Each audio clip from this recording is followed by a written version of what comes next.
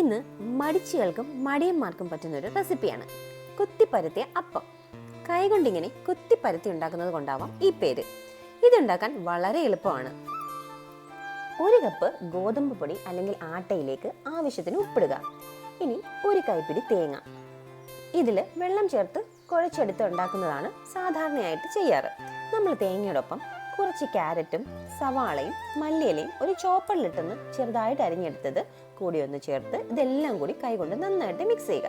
എന്നിട്ട് ആവശ്യത്തിന് വെള്ളം കുറേശ്ശെ ഒഴിച്ചൊന്ന് മിക്സ് ചെയ്തെടുക്കുക. ചപ്പാത്തി മാവിനെക്കാട്ടിയും കുറച്ച് ലൂസ് കൺസിസ്റ്റൻസി ആയിരിക്കണം. കൈ കൊണ്ട് നമുക്ക് പരത്തിയെടുക്കാൻ പറ്റണം. എന്നിട്ട് ഇതിന് റെസ്റ്റ് ചെയ്യാൻ വെച്ചാൽ നല്ലതാണ്, അല്ലെങ്കിലും കുഴപ്പമൊന്നുമില്ല. ഇനി ഒരു പാൻ അടുപ്പിൽ വെച്ച് ചൂടാക്കുക.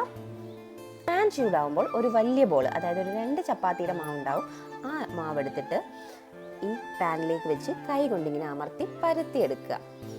ഇനി ഇതിൻ്റെ മേലെ ഒരു ലേശം കോക്കനട്ട് ഓയിലും കൂടി ഒഴിച്ചതിന് ശേഷം 2 സൈഡും മറിച്ചിട്ട് മീഡിയം ഫ്ലെയിമിൽ കുക്ക് ചെയ്തെടുക്കുക. ഒന്ന് മൊരിഞ്ഞു വരണം, അതാണ് ടേസ്റ്റ്.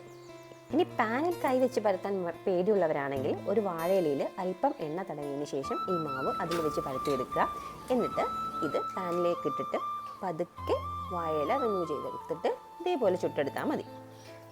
ചൂടാറിക്കഴിഞ്ഞാൽ അത്ര ടേസ്റ്റ് ഉണ്ടാവില്ല. ചൂടോടെ തിന്നാനാണ് ബെസ്റ്റ്. നിങ്ങളുടെ നാട്ടിൽ ഇതിന് പറയുന്ന പേരൊന്ന് കമൻറ്റ് ചെയ്യണേ.